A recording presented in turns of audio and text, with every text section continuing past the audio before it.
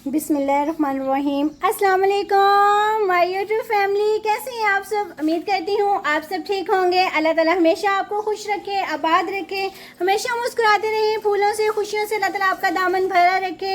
अल्लाह ताला आपको बुरी नज़र बुरी हसद से बचाए रखे। अल्लाह ताला आपके बड़ों का साया हमेशा आपके सर पे सलामत रखे। अल्लाह ताला आपके रिस्क में, आपकी कमाई में बरकत डाले, आमीन सुम आमीन। आज हम बना रहे हैं मूंग की दाल। ये मैंने आधा किलो ली है और साथ में घर में जी मैंने इसको पीसा है। ये लाल मिर्चें हैं और इसमें लहसुन और इसमें मैंने प्याज टमाटर डाल के इसको मैंने अच्छी तरह ग्राइंड कर लिया है। सिल पे पीसूंगी, मगर सिल पे मेरे पीसने के लिए अभी मेरे पास टाइम नहीं था। ये 3 टमाटर हैं जो मैंने इनको ग्राइंड कर लिए। इनमें जितने हमें चाहिए होंगे हम इसमें ऐड कर लेंगे। ये 3 प्याज हैं जो मैंने इस तरह इनकी कटिंग कर ली है। ठीक है, अब हम इसको बनाएंगे। मसाले हम साथ साथ बताएंगे जी, मसाले क्या ऐड करेंगे। सिंपल बहुत मज़े की ये मूंग की दाल बनती है, बहुत ज़बरदस्त बनती है और हम इसको भून के बनाएंगे। इसमें पानी वगैरह हम जो पहले होता है ना कि पानी ऐड करते हैं फिर मसाले ऐड करते हैं, नहीं, हम इसको भुनी हुई बनाएंगे। और चलें जी हम बनाते हैं, नेक्स्ट स्टेप की तरफ चलते हैं। बिस्मिल्लाहिर्रहमानिर्रहीम। ऑयल मैंने इसमें ऐड कर दिए हैं। 2 कप जो है ना वो ऑयल के हैं।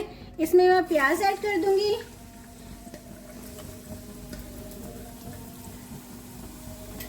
प्याज जैसे लाइट ब्राउन होता है फिर मैं आपको दिखाती हूँ।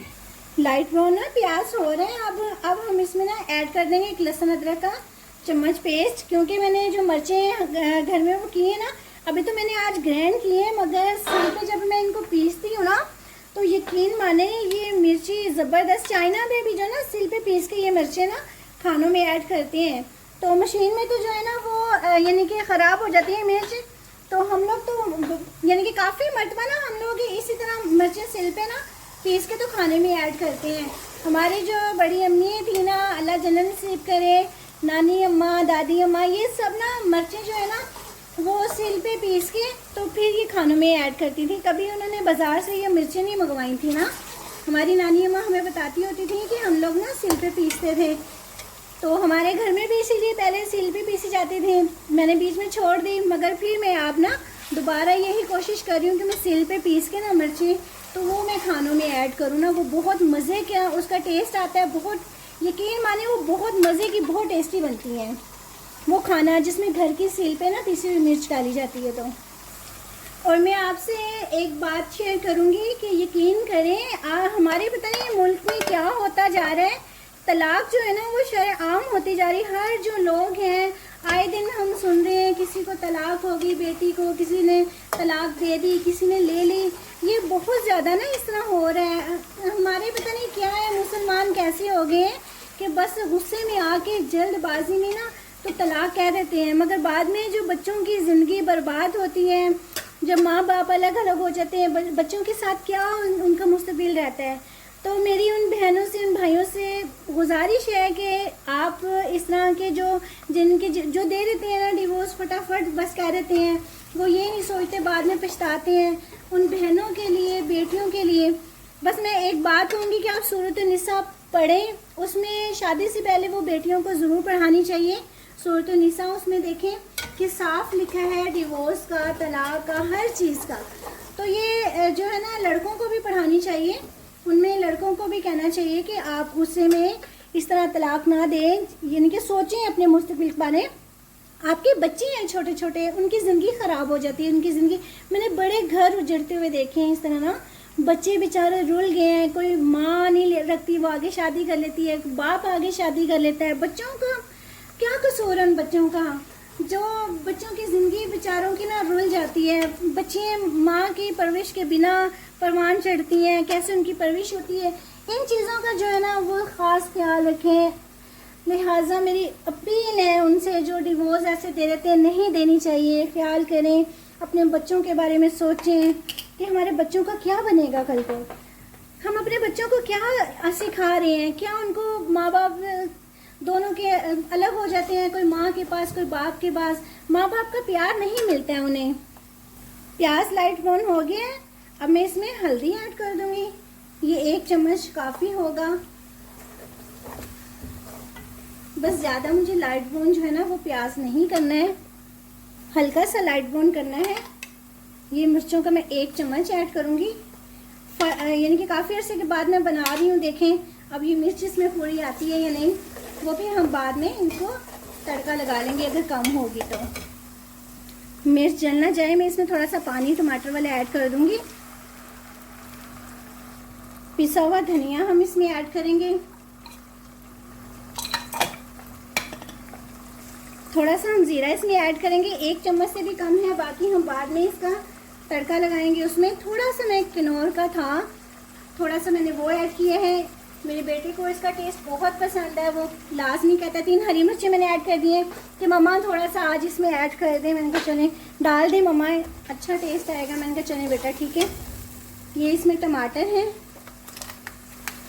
मैंने हाफ इसमें ऐड कर दिए।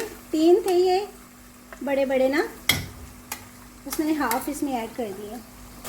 इसमें मैं 1 प्याली जो है ना घर की मिलाई ऐड करूँगी। ये बहुत अच्छा है, दाल में इसका टेस्ट आता है। ये जो दाल हम भून के बनाते हैं ना, इसमें मिलाई हम ऐड करके बनाते हैं, बहुत अच्छा इसका ना जायका टेस्ट आएगा।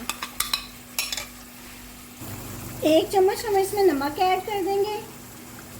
अभी काफ़ी होगा 1 चम्मच। इसमें ना हम इसको अच्छी तरह भून लेंगे।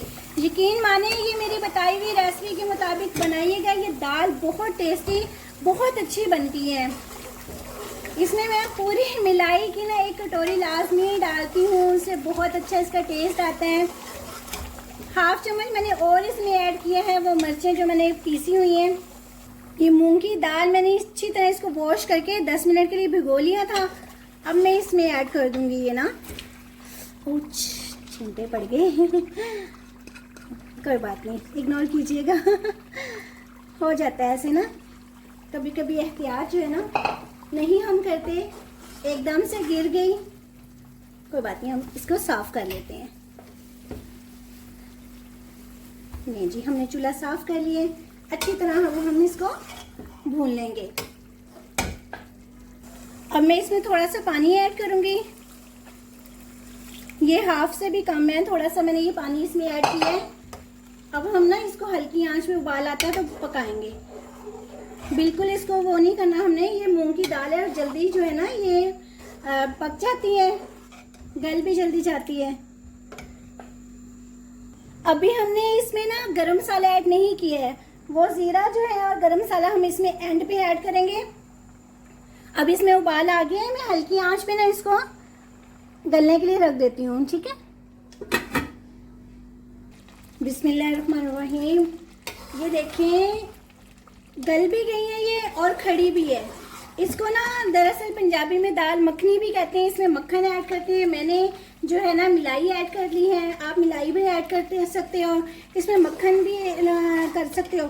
मक्खन है, मैं मक्खन का भी थोड़ा सा इसको तड़का लगाऊंगी। ये इतनी मज़ेदार इतनी टेस्टी बनती है ना दाल मखनी।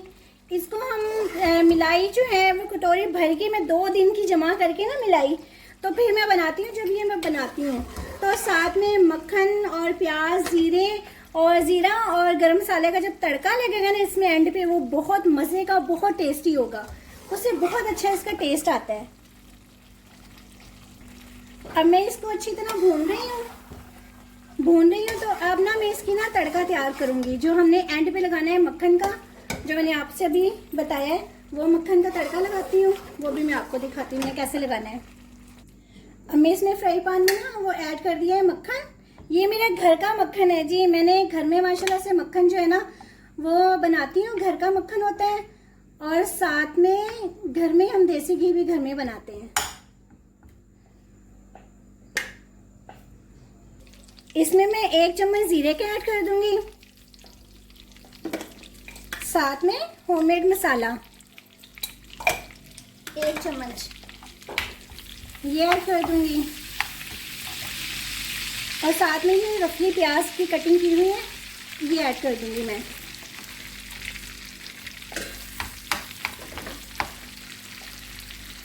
माशाल्लाह से देखिए इसका तड़का ये तैयार हो गया। बड़े मज़े की इसकी खुशबू आ रही है, बहुत ही टेस्टी। आप भी मेरी बताई हुई रेसिपी के मुताबिक बनाइएगा, ज़रूर बनाइएगा। मेरे चैनल को सब्सक्राइब भी कीजिएगा, लाइक एंड शेयर भी कीजिएगा। तो देखिए ये तड़का बहुत मज़े का लगता है, बहुत ज़बरदस्त इसकी खुशबू आती है। मैं आपको डिश आउट करके दिखाती हूँ। माशाल्लाह से देखिए आप कितनी ज़बरदस्त मैंने दाल मखनी बनाई है और साथ में मैंने चटनी बनाई है। ये चटनी मैंने वही मिर्चें जो मैंने जो ग्राइंड की थी, इसमें इमली का पल्प, लहसुन, ये भी मैं आपसे चटनी जल्दी शेयर करूंगी। इसकी रेसिपी बहुत मज़े की, बहुत टेस्टी बनती है। और साथ में जी सैलड है, सलाद, साथ में ये देखिए मैंने खीरे कटिंग कर लिए और साथ में ये प्याज मैंने कटिंग कर लिए। इतने मज़े के माशाल्लाह से ये दाल मखनी बनती है। आप ज़रूर बनाइएगा मेरी बताई हुई रेसिपी के मुताबिक। अपना ख्याल रखिएगा हमेशा हमेशा। अल्लाह ताला आपको अपने हिफ्ज़-ओ-अमान में रखे। चलिए मिलते हैं नई रेसिपी के साथ। अल्लाह हाफिज़।